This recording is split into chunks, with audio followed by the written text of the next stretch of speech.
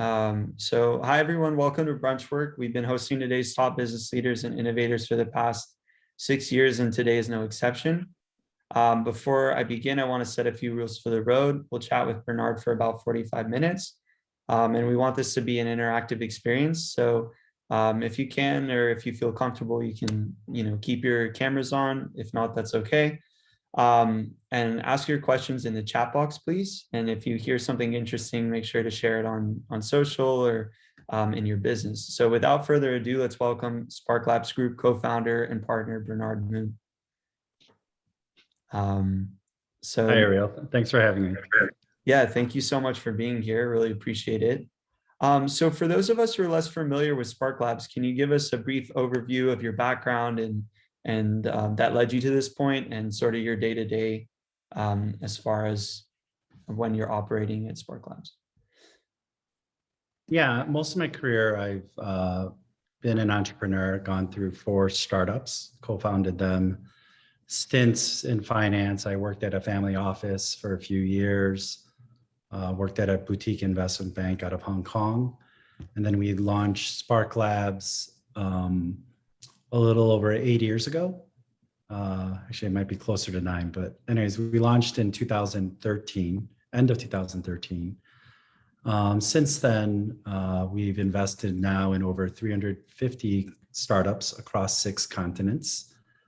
We're still a relatively young VC firm, obviously versus, those Sequoias or Kleiners that have been around like 40 years or more. Majority of our activity has been in Asia so far, and we are widely considered the leading accelerator there. In terms of day-to-day, it just consists of, meeting founders and entrepreneurs, meeting our own founders that we already invested in and giving them advice. Fundraising, which is a big part of, more than a larger part than I expected when we launched Spark Labs. And then, just a lot of menial tasks also. We're a small shop, so I deal with like everything from our audits to working on spreadsheets and PowerPoints, like I'm sure many of you do. So it's a lot of obviously also just daily grind tasks. Okay, yeah, thank you. I actually I think it's really cool that you were the founder of a company that helps and invest in other companies. So I wanted to kind of go into that. If you could, can you share some key lessons you learned from starting and building Spark Labs, and sort of what sets you apart from, like you said, those bigger firms, and what you sort of are looking for? Yeah, so our first entity was in South Korea, so that's where sort of the competitive market was. And when we launched when we hatched the idea in our effort in 2012, there are already about 20 accelerators in South Korea. It was already a mature market that already had unicorns from the 1990s. Sure. So the way that we positioned ourselves was we would help Korean startups go global, and that was our focus. It was different than the other 15, 20 accelerators in the market that were, either focused on a certain vertical or saying that they have, this founder helping them out. He already, built a $1 billion company. So we just focused on helping startups go global. And that's been our theme since on the accelerator side, from Taipei and Cultivate and other accelerators. I would say we also focused on bringing the mantra of pay it forward from Silicon Valley to South Korea, because it was still underdeveloped in that way. And I think it's underdeveloped in other ecosystems in the US. If you look at Los Angeles or New York, it still doesn't have that full sort of pay it forward culture that makes Silicon Valley unique. So we focused on bringing that thinking to the ecosystem, to a lot of the established founders in South Korea. Some of them were our peers and our friends. So, people that already cashed out, hundreds of millions or $1 billion, we tell them, hey, you have to pay it forward. You really have to give your time to these next wave of entrepreneurs, whether they're young entrepreneurs or old. And so that's what we try to do, is sort of educate the ecosystem in South Korea, but also every ecosystem that we launched in since. And then I would say another driver of our success so far has been, I would say first in Korea, it took, I would say, about 2 years, but by the middle or end of 2015, we became the leading accelerator in that market. And I think it's because, you know, we still see ourselves as a small shop. So I don't think we ever rested. And we always asked ourselves, what can we do to make it better? Right. And I think that's sort of like a driving sort of thought frame that we've had, is how do we make this better? And it stems also from even my personal experiences that early in my career, I learned never think best, right? There's only better. Right, because if you think best, you'll get lazy. You'll be easily satisfied. Okay. I really love a lot of what you're saying about, you know, paying it forward, but just that last part, can you give us an example of like maybe where that never think best mindset has been really useful to you in your career? Like something specific?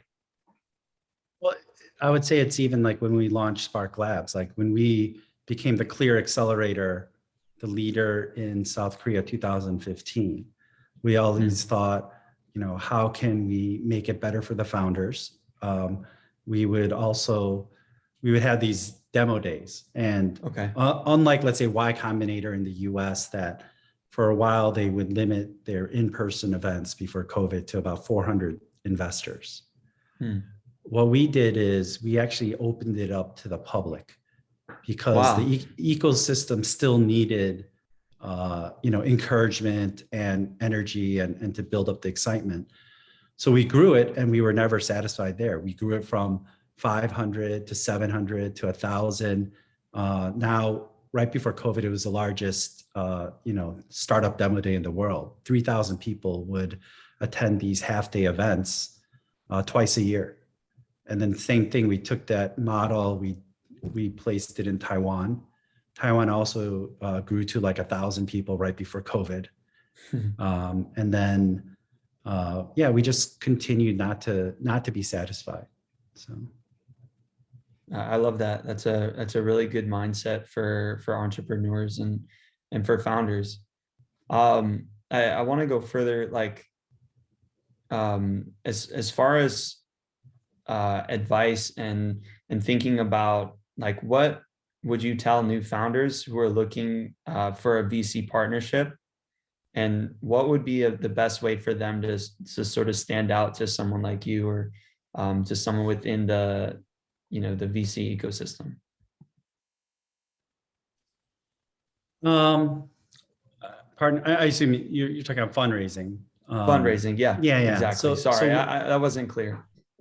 Yeah, so when you're looking for fundraising, I mean, just from my own personal experience too, like in my first startup, I would say it's two things. One is get used to rejection, and then two, it's know your targets. So like the first startup, I did back in like the late 90s, it was like 99, with actually one of my co-founders for Spark Labs. So we, back then there weren't as many angel investors. So we would cold call so many people. And it's like any sales funnel, like we must have gotten rejected almost 200 times. And to raise the first like 400,000, 400 or 500,000, out of that 200, maybe like 10% even gave us a meeting. And then from that, we got 3 investors. Right. So I think one thing is you have to have sort of realistic expectations, or at least know that you just have to get used to rejection and never take things personally, right? Everything is a learning experience. So our approach was, even if, regardless of whether the investor is an asshole, is rude, or just we don't think is that smart, there must be something that they'll say that gives us good feedback, right? So that was our approach, and that's been our approach since all of my other the next 3 startups since. And even when I give advice to our entrepreneurs that we invest in, just say, hey, look at it as a exercise where you could get good feedback, right? And try to get at least one good idea from that person, whether it's a good person or not, it doesn't matter. You shouldn't take it personally. It's like, regardless of the form on the outside, however they communicate, there has to be something that you could get from that meeting. And then going more detail into, I guess, knowing investors, if you can. I mean, there's always, there's limited information, but you should really target investors that are interested and active, in your space. Okay. If they are already active, then you really get to narrow down your pool of target investors. Because usually there's investors that are interested in your space. And then, that's a greater pool. And those are the people that you should target. I mean, if they don't invest, let's say you have a biotech company and they never invested in biotech, I mean, I don't think you should approach them, of course. Right. But also within investors that are active in a certain vertical, there are investors that actually have theses or actual specific ideas they're looking for. They see gaps in the market. And this is a smaller pool, but if they have that idea, then they'll immediately, if you have the idea that they're looking for, they'll obviously, that's one big hurdle. That's probably a huge hurdle. And then they'll decide whether you're the team that they think they'll place a bet on, or that they believe that you could execute on. So it's really about trying to research and know the investors that you are speaking with. That was an excellent answer. Thank you. So actually, before I get to my next question, I see Erin just asked one, so I'm going to call on her to ask her question, if that's okay with you. Erin? Yeah, that's right. Yeah. Oh, sorry. Okay, well, I mean, just going by what I was saying in the chat box, I was curious what a VC or angel is really looking for as the key criteria for a startup that they're going to fund. What are the, say, main components in a pitch deck that you would focus on? And I was also wondering how much more likely it is for an investor to want to fund a company that has already eliminated a lot of risk versus maybe someone that is just starting up with an idea. I mean, there's no straight answer to that. I would say most investors, I mean, they'll say the general buckets are team, product, market. And market is the one that's probably easiest to solve. Is it a big enough market? Is this really one that should be a lifestyle business, or should it be venture backed, right? Because obviously the venture backed ones are the ones that are looking for the 100x or more returns. So usually that's easiest that most people could answer. And then most investors don't even want you to go through that slide, right? So the next two is really the product, right? Is this a product that's a must-have, or people frame it in different ways? Is this something that people will use, or will companies use? And that's a thing that you have to convince them of, is that this is a must-have in the market, whatever that you're targeting. And then the next important, assessment, especially at the seed stage, I would say, if it's your first round, is really the team. Is the team the right group of business/tech people? Can they execute this? And I will say sometimes, some investors, they do look for, certain either pedigrees or in terms of, let's say, oh, they're a product manager at Google, or or they were a founder before. But if you are the right sort of, if you have the right chemistry with that person and you project that confidence that you could execute, then that's also obviously a selling point. I mean, I think most investors have backed and will back first-time entrepreneurs. They just have to have that sort of confidence and trust through various signals. Maybe you've already, built the product that you could execute on it. To be frank, there's probably more risk if it's just a concept on a napkin, right? If it's just a concept on a napkin, then you have to give other signals that you could execute it. Some investors, they feel more at ease if it's a concept on a napkin, but it's a prior, you've already done a startup, whether succeed or fail, right? They know that you've gone through it before. I think that's one sort of risk mitigation. And also, it's just also, the hardest part is the soft issues of assessing the team, right? Because it's not just one. If it's like 2 or 3 co-founders, is there a good dynamic between the team? Because it's the team that will succeed, but it's also a big part of startup failure. It's never the technology. It's really, I think, can this team execute and can this team get along? Yeah, I thank you for your insight. I definitely appreciate that. It's a lot of the talent and team that you have, that you're working together towards the goal with a good roadmap. Yeah, thank you. Thank you so much. Yeah, thank you, Aaron and Bernard, for that. I have a quick question just to go deeper into talking about, when you're investing in companies, do you have any non-negotiable factors? Like anything where it's like, you must have this, or, I mean, you said like an idea on a napkin, like some investors like that, but just like generally speaking, because I feel like, some investors would prefer if you had like an MVP or already some traction and things like that. Do you have anything that for you is like a non-negotiable? Could even be personality wise. I don't think there's any hard and fast rules. I mean, it depends. Some investors might. I'm just trying to think. Well, I would say one thing is that for the most part, even on our accelerator side, we rarely take startups with a solo founder. I think out of like the couple 100 plus companies that have gone through our accelerators, there's maybe a handful of exceptions. And I think that's for like Y Combinator and a lot of others. I mean, it's backed by data, but also just anecdotal sort of thinking, right? I think there was it's been around for a while, the MIT study that showed that startup success exponentially jumps from 1 single founder to 2.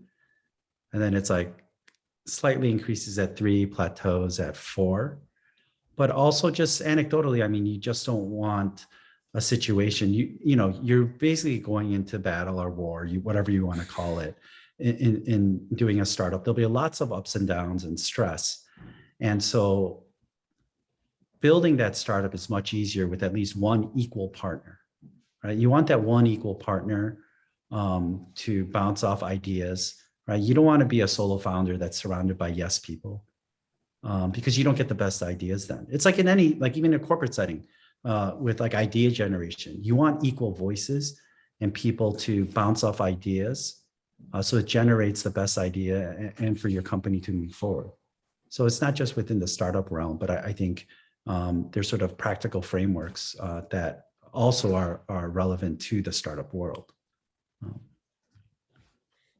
Yeah, no, thank you for that. I wanted to go a little further on success and failure, and like if you could share what were your biggest startup successes that you've seen, and also the biggest failures, and what have you learned most from them?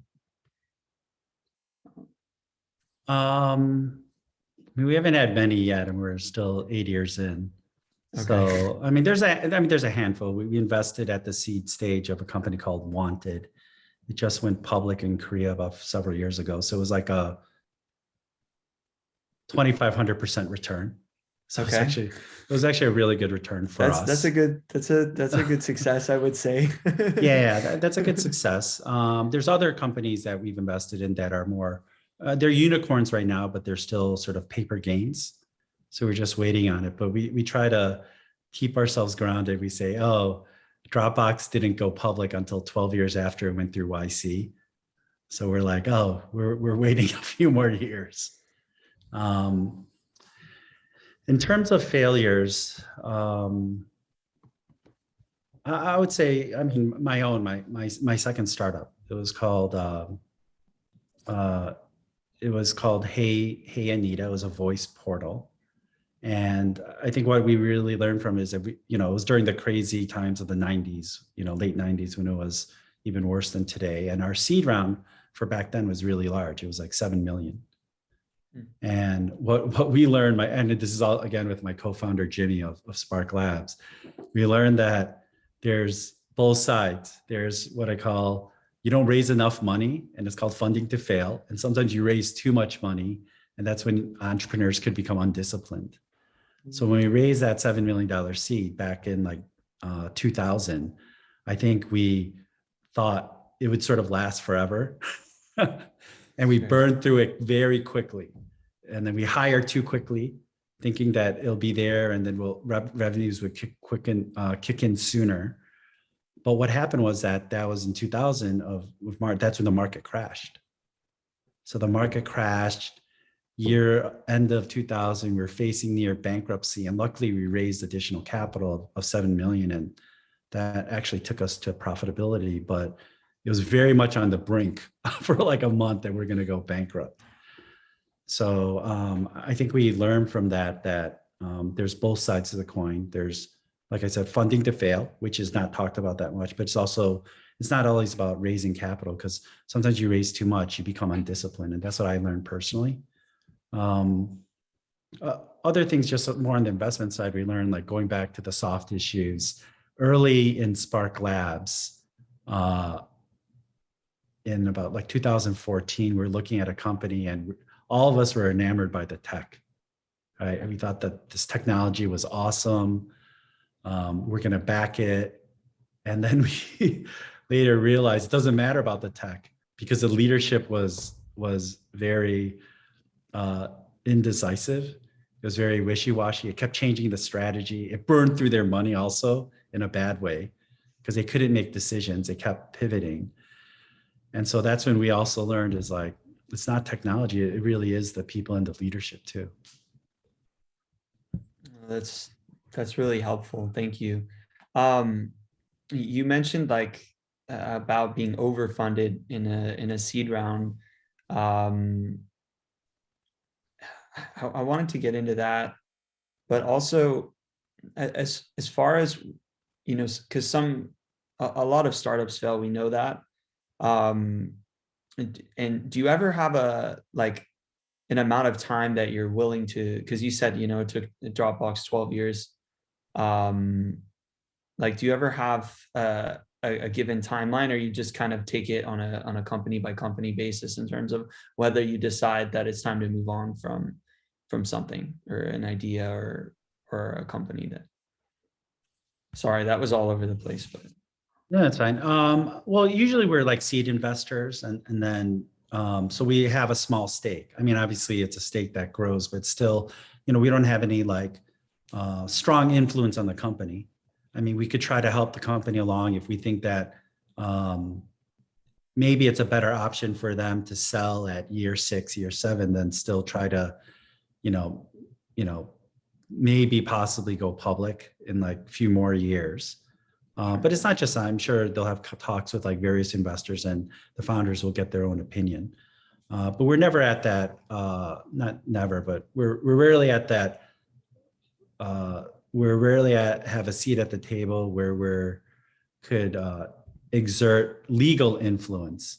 Okay. I will say that, still most of our founders talk to us at the mid and late stage, and they'll get our advice.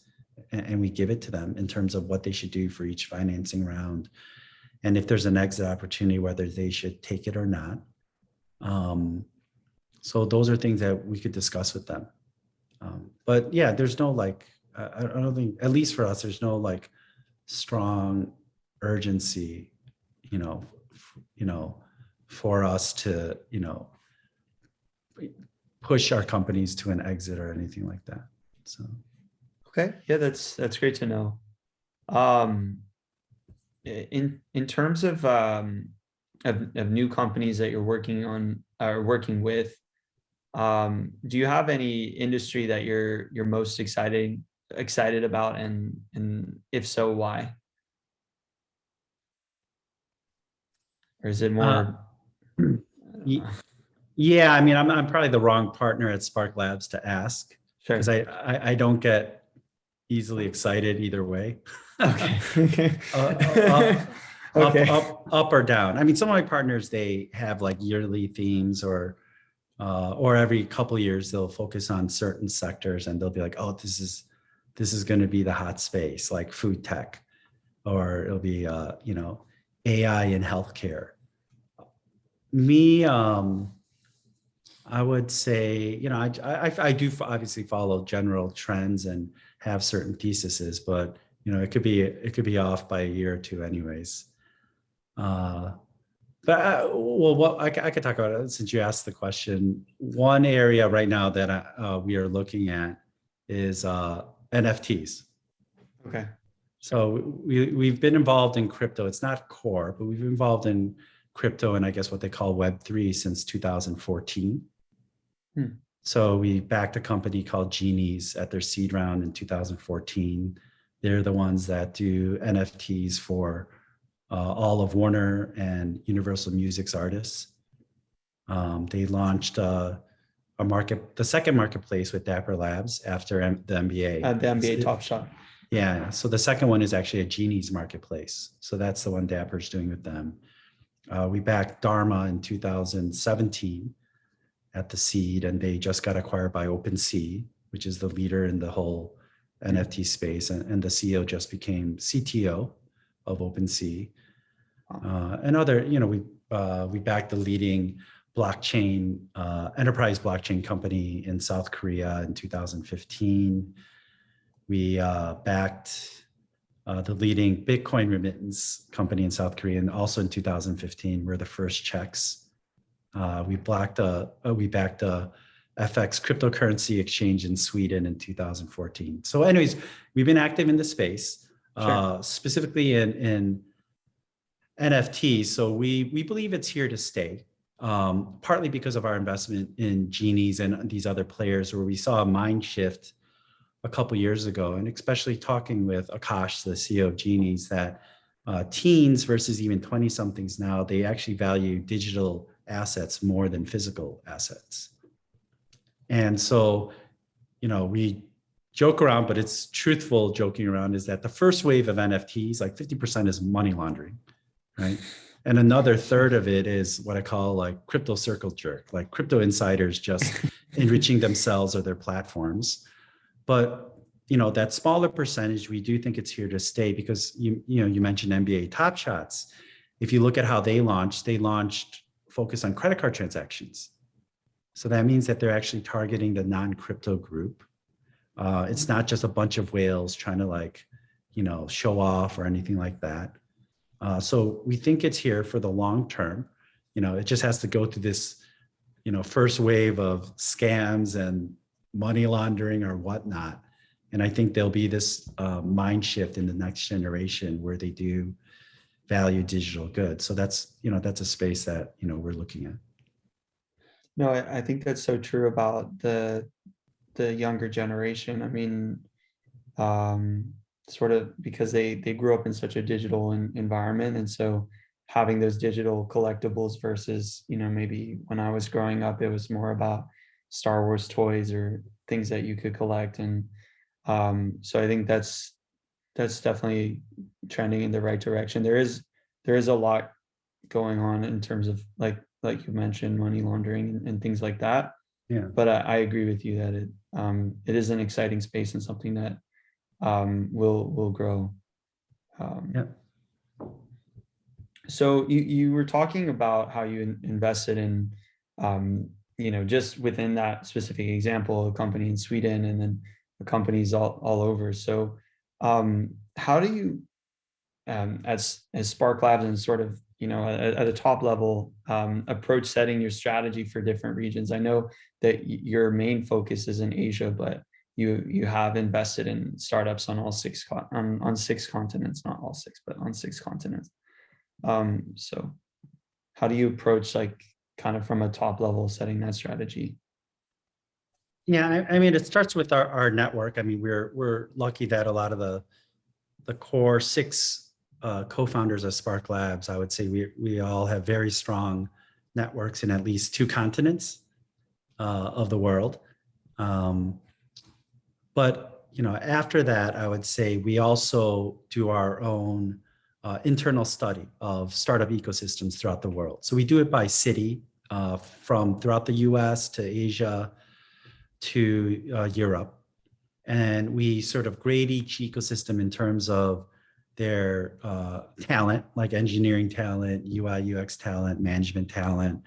We look at their VC ecosystem, how developed their seed and Series A and investor base is, and also their historical exits, because that shows whether these companies are able to go public in their own public markets or in the US or get acquired, which is a reflection of more of the corporations within that region. Are they actually actively acquiring startups or are they not? And then there's other sort of factors that we bake in, and then we do our own ranking. So we see these rankings in terms of not only ecosystems that we like and that we'll interact with now, but also where we're going in terms of, especially the accelerator side. Like, where do we want to launch our next accelerators in Europe or Asia?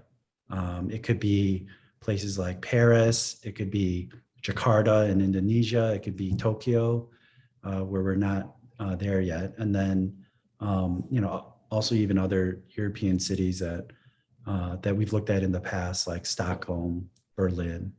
So we do this sort of internal study, and then when we start looking at an area more closely, we'll visit it and talk to the investors and entrepreneurs and just try to assess for ourselves. So that's part of my responsibility at Spark Labs, and that's what I was doing right before COVID.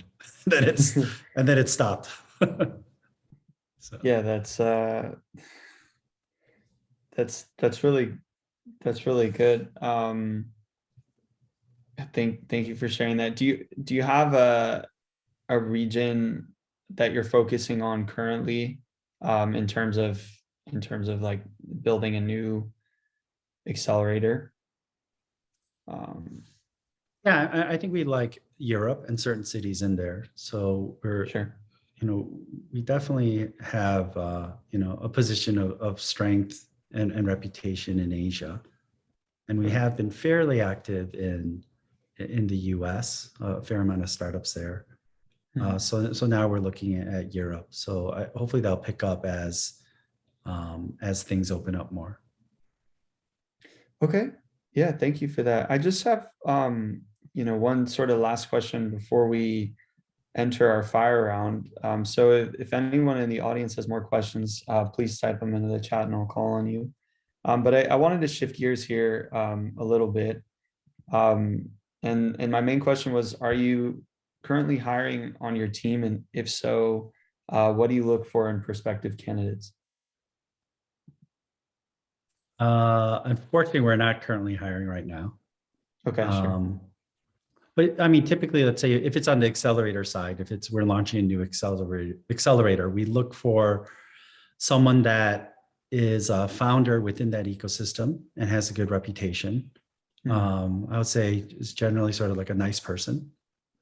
And then we, go into, obviously, if we can't find that, first sort of fit, it could be someone that has worked in tech, right, for a while, and again has a good sort of network and is active in the startup ecosystem, even though they're at an established company. So there's different sort of characteristics that we look for. Sure. Yeah, thank you for sharing that. So now I'd like to go into the fire round. We do this to try to get to know our guests better and just sort of for fun. So what's your favorite book or podcast? Favorite book? Probably, well, I don't really have that many favorites. Let's see. I liked Invention of Air. Okay. And then I also recently I read The Code Breaker, which I enjoyed. So All right, great. Yeah, thank you. What's the top tool or resource you're using? it's not a favorite tool, but I'm forced on Slack, so I use Slack a lot. Me as well. Sure. It's not a favorite tool, it's a used tool. How's that? Most utilized tool. Sure. What's the best product or decision making frameworks that you use? Well, easy answer and simplistic one is the one I mentioned before, is there is no best, only better. Right. I love that answer. Yeah. Awesome. And what's the best piece of career advice you've ever given or received? I would say one of them that still guides me is something my dad told me when I was in junior high. I don't know why he even told me in junior high. He said, influence is like a savings account. Once you use it, it's gone. So he would tell me this even when I hit high school and college. He says, hey, as you work in business or even whatever you do, remember, once you use that favor, that your influence, it's not there anymore. So think about it. So that's a powerful advice you just shared. Thank you for that. And then my last question is, how can this community, the Brunchwork community, help you? I can't think of anything specific, but I mean, happy to help out. Like if people want to reach out and they want feedback on their idea, or advice, happy to help out if anyone's working on a startup or something. So. Sure. I know we have some people in the audience. I don't want to call on them specifically, even if they're not comfortable, but I know we have some that are just that are. So what's the best way to reach out to you then? Just via email or LinkedIn or? Yeah, people could email me. I could just type it in the chat. All right, thank you.